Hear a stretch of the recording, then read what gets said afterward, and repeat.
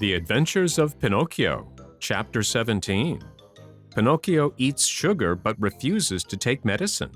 When the undertakers come for him, he drinks the medicine and feels better. Afterwards, he tells a lie, and in punishment, his nose grows longer and longer. As soon as the three doctors had left the room, the fairy went to Pinocchio's bed and, touching him on the forehead, noticed that he was burning with fever. She took a glass of water, put a white powder into it, and handing it to the marionette, said lovingly to him, "Drink this, and in a few days you'll be up and well." Pinocchio looked at the glass, made a wry face, and asked in a whining voice, "Is it sweet or bitter?" "It's bitter, but it's good for you." "If it's bitter, I don't want it." "Drink it." "I don't like anything bitter." "Drink it, and I'll give you a lump of sugar to take the bitter taste from your mouth." "Where's the sugar?" "Here it is," said the fairy, taking a lump from a golden sugar bowl.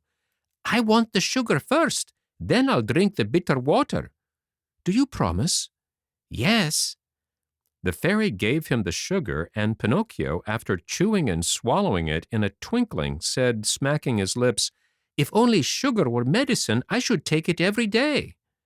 "Now keep your promise and drink these few drops of water. They'll be good for you." Pinocchio took the glass in both hands and stuck his nose into it. He lifted it to his mouth and once more stuck his nose into it. "It is too bitter, much too bitter. I can't drink it." "How do you know, when you haven't even tasted it?" "I can imagine it. I can smell it. I want another lump of sugar, then I'll drink it." The fairy, with all the patience of a good mother, gave him more sugar and again handed him the glass. "I can't drink it like that," the marionette said, making more wry faces. "Why?" "Because the feather pillow on my feet bothers me." The fairy took away the pillow. "It's no use. I can't drink it even now." "What's the matter now?" "I don't like the way that door looks. It's half open." The fairy closed the door. "I won't drink it," cried Pinocchio, bursting out crying. "I won't drink this awful water. I won't. I won't. No, no, no, no." "My boy, you'll be sorry." "I don't care." "You are very sick." "I don't care." "In a few hours the fever will take you far away to another world." "I don't care." "Aren't you afraid of death?" "Not a bit. I'd rather die than drink that awful medicine." At that moment the door of the room flew open, and in came 4 rabbits, as black as ink, carrying a small black coffin on their shoulders. "What do you want from me?" asked Pinocchio. "We have come for you," said the largest rabbit. "For me? But I'm not dead yet." "No, not dead yet. But you will be in a few moments, since you have refused to take the medicine which would have made you well." "Oh, fairy, my fairy!" the marionette cried out. "Give me that glass, quick, please. I don't want to die. No, no, not yet, not yet." And holding the glass with his 2 hands, he swallowed the medicine at one gulp. "Well," said the 4 rabbits, "this time we have made the trip for nothing." And turning on their heels, they marched solemnly out of the room, carrying their little black coffin and muttering and grumbling between their teeth. In a twinkling, Pinocchio felt fine. With one leap, he was out of bed and into his clothes. The fairy, seeing him run and jump around the room, gay as a bird on wing, said to him, "My medicine was good for you, after all, wasn't it?" "Good indeed. It has given me new life." "Why, then, did I have to beg you so hard to make you drink it?"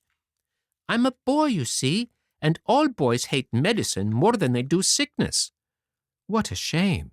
Boys ought to know, after all, that medicine, taken in time, can save them from much pain and even from death." "Next time I won't have to be begged so hard. I'll remember those black rabbits with the black coffin on their shoulders, and I'll take the glass, and poof, down it will go." "Come here now and tell me how it came about that you found yourself in the hands of the assassins." "It happened that Fire Eater gave me 5 gold pieces to give to my father, but on the way I met a fox and a cat who asked me, 'Do you want the 5 pieces to become 1,000?' And I said, 'Yes.' And they said, 'Come with us to the field of wonders.' And I said, 'Let's go.' Then they said, 'Let us stop at the Inn of the Red Lobster for dinner, and after midnight we'll set out again.' We ate and went to sleep. When I awoke, they were gone, and I started out in the darkness all alone. On the road I met 2 assassins dressed in black coal sacks who said to me, 'Your money or your life.' And I said, 'I haven't any money,' for you see I had put the money under my tongue. One of them tried to put his hand in my mouth, and I bit it off and spat it out. But it wasn't a hand, it was a cat's paw. And they ran after me, and I ran and ran, until at last they caught me and tied my neck with a rope and hanged me to a tree, saying, 'Tomorrow we'll come back for you, and you'll be dead, and your mouth will be open, and then we'll take the gold pieces that you have hidden under your tongue.' 'Where are the gold pieces now?' the fairy asked. 'I lost them,' answered Pinocchio. But he told a lie, for he had them in his pocket. As he spoke, his nose, long though it was, became at least 2 inches longer. 'And where did you lose them?' 'In the wood nearby.' At this second lie, his nose grew a few more inches. 'If you lost them in the nearby wood,' said the fairy, 'we'll look for them and find them, for everything that is lost there is always found.' 'Ah, now I remember,' replied the marionette, becoming more and more confused. 'I did not lose those gold pieces, but swallowed them when I drank the medicine.' At this third lie, his nose became longer than ever, so long that he could not even turn around. If he turned to the right, he knocked it against the bed or into the window panes. If he turned to the left, he struck the walls or the door. If he raised it a bit, he almost put the fairy's eyes out. The fairy sat looking at him and laughing. 'Why do you laugh?' the marionette asked her, worried now at the sight of his growing nose. 'I am laughing at your lies.' 'How do you know I'm lying?' 'Lies, my boy, are known in a moment. There are 2 kinds of lies, lies with short legs and lies with long noses. Yours, just now, happened to have long noses.'